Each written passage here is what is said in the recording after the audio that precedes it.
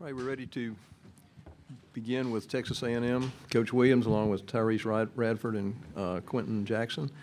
Reminder to silence your cell phones, and reminder also no live video or streaming in the press conference room. If you need video, you can secure it in the distribution area in the back of the room. We'll ask Coach Williams for some general comments on the game, and we'll take your questions just for the two student athletes and excuse them, and then finish up with Coach. Coach Williams? Yeah, they dismantled us from start to finish at their place. We didn't play great, and they played even better. We tried to have the same sort of game plan coming into today. I thought our guys did a really good job and a quick turnaround to reabsorb a lot of what our initial game plan was, and then the assistants made some changes that I thought were paramount to giving us a chance. They're arguably one of the most talented teams, not only in our league, but in our country. And I think that's suffice to say that they only lost 3 road games in conference play. Their talent overwhelms you, and it's hard to decide how you're going to play them, because once you choose something, you're giving up something on the backside. They really did a great job on the offensive glass in the first half. We were a little better in the second half. Very fortunate to be able to hang on to close it down. All right, we'll take questions for either of the student athletes. If you'll raise your hand, we'll get a floor microphone to you. So raise your hand if you have a question for either of the student athletes. All right, let's start right on the front row. Olin Buchanan, TexAgs.com. For either of you or both, has it got to the point now where y'all just expect to have these kind of games and that they're going to come down to the wire like that? Let's take Quenton first. We're going to the game thinking that nothing's going to be easy. We talk about that as a team and as organization, staff, all the coaches. We look for a dogfight. We don't expect nothing to be that easy. So we just got to keep playing our ball all the way down to the last buzzer.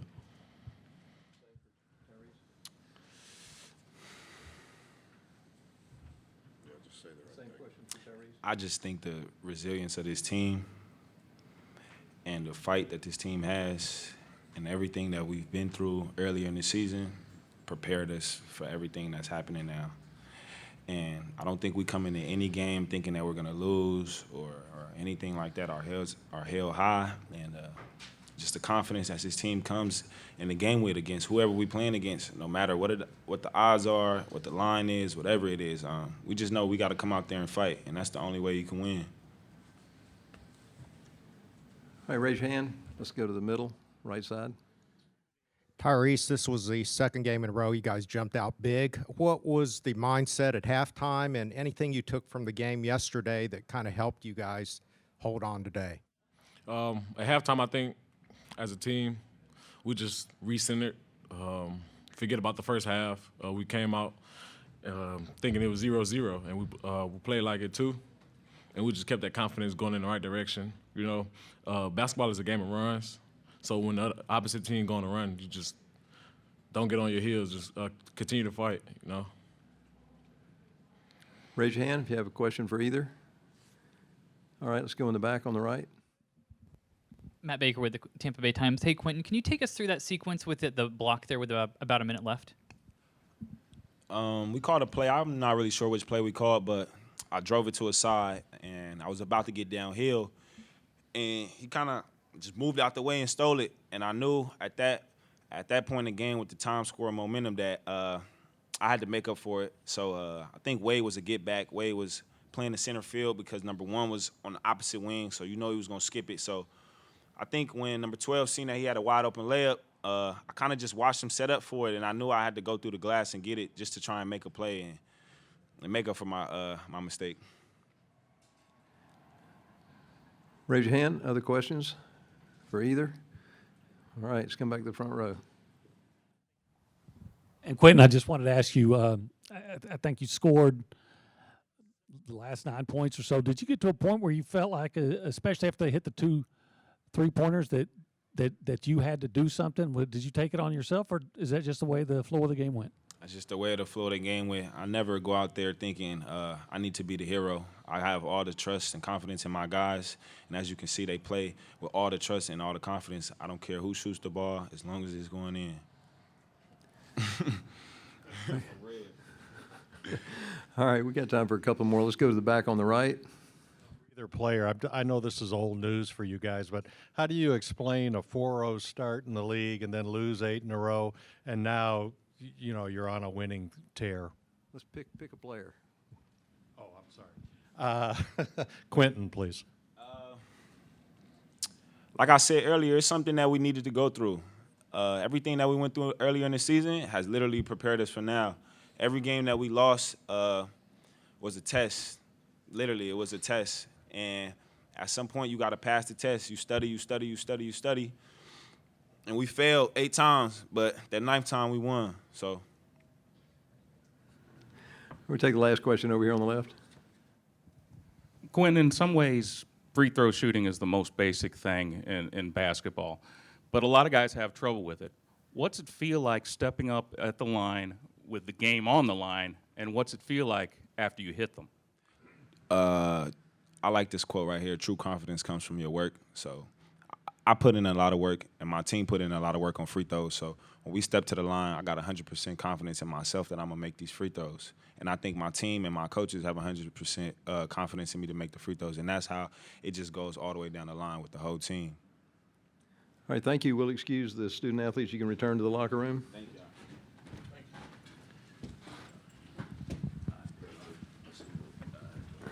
We'll continue on with Coach Williams. If you have a question for him, raise your hand, please. All right, let's start on the far left. Buzz, Auburn took 23s in the first half. Was that part of y'all's game plan to limit them to the perimeter?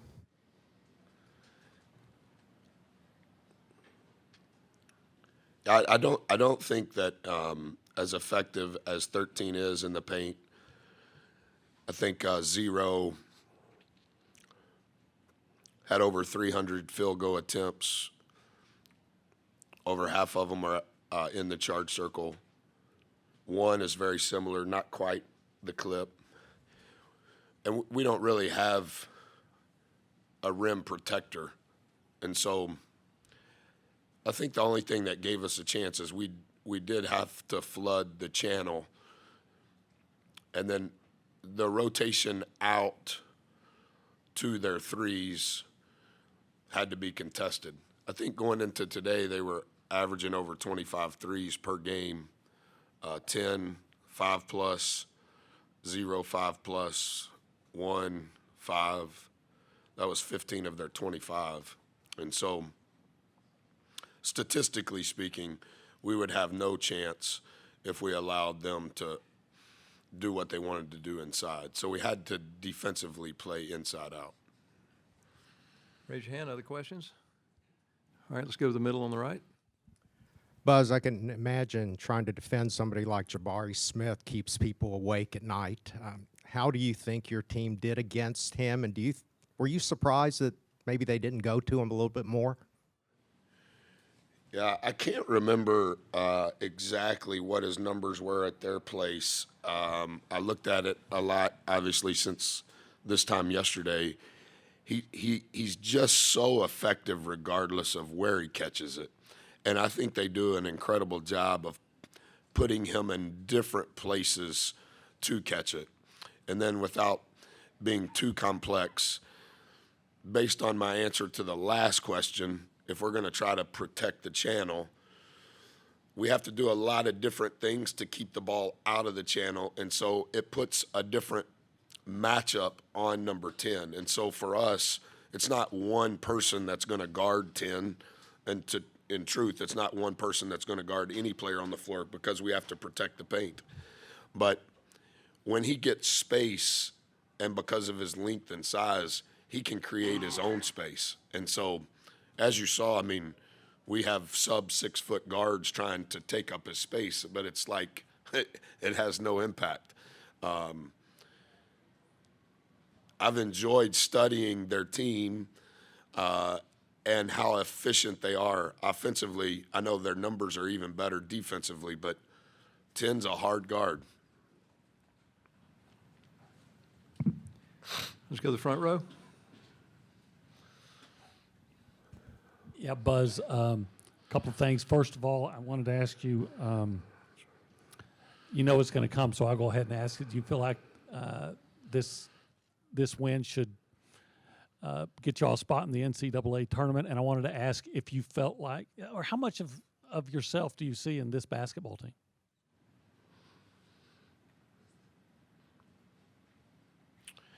Yeah, we're. I know you've watched us, I think, nearly every game except when you went to Vegas. So you've probably seen 25 of our games.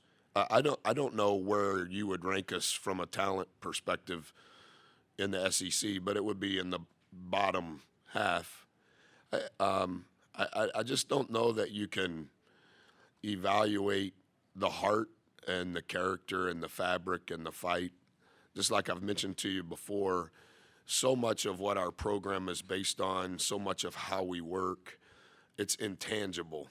And so much of how the society works is tangible. And so it's hard to explain or articulate, hey, this is what we're good at.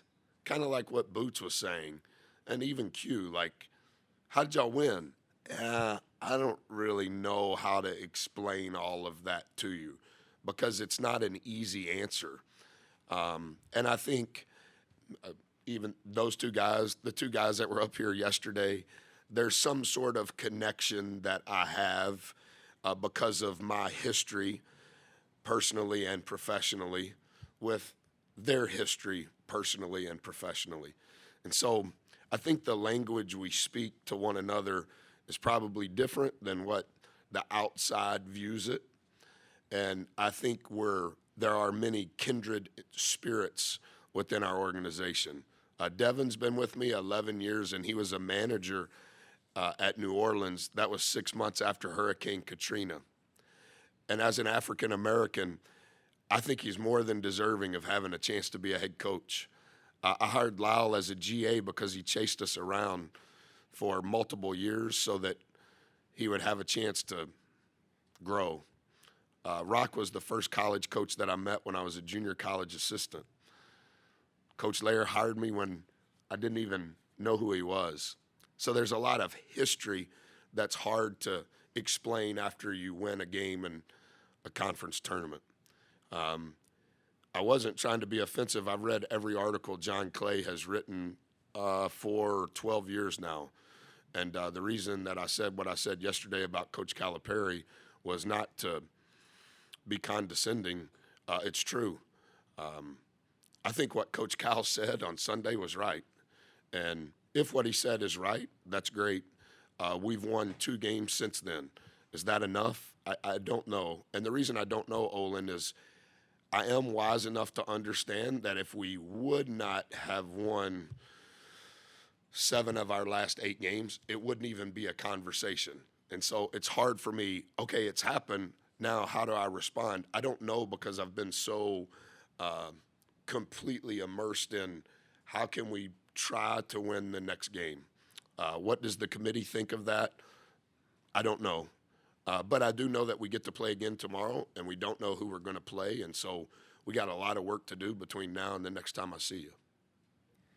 Question in the back on the far left. Yeah, Buzz, you've been to a number of these SEC, NCAA games in your career. Just wondering what you think of this arena, this town, this setting. You know, it's going to leave and go to Nashville for a long time, but what you think of this event being here? Yeah, the first year that I was here, obviously the tournament was canceled 6 hours before our tip-off. So I spent the night in the hotel in Nashville, and we went to shoot around the night before. And then last year we played in the last place game, so our stay was abbreviated. The only time that I'd ever played a game in Tampa was when I coached in the Big East when South Florida was in the league. I didn't know what this arena was. They mentioned that it was the Lightning. I like it. I don't know if I'm supposed to say that or not, or if Nashville and Tampa are in, some sort of issue there. But I think the SEC, nearly in everything that you could create a category for, I think they do it in a first-class way. The administration, all of the people that names are never tweeted about, I think you can tell there's a high level of care and professionalism. But I thought Florida's home game yesterday, it was a great environment, and I thought Auburn's home game today was a great environment. We have time for one more question. Anyone? Yeah, Buzz, despite the home court advantage, the A&M fans were out and they were loud. What do you want to say to them? I haven't been to many A&M games, but I was impressed. Yeah, we appreciate it. Maybe there'll be some more there tomorrow. I waved to my wife, and I can hear my daughter and sons that are here's voices during the game. But once I wave to Corey, I don't ever look up there.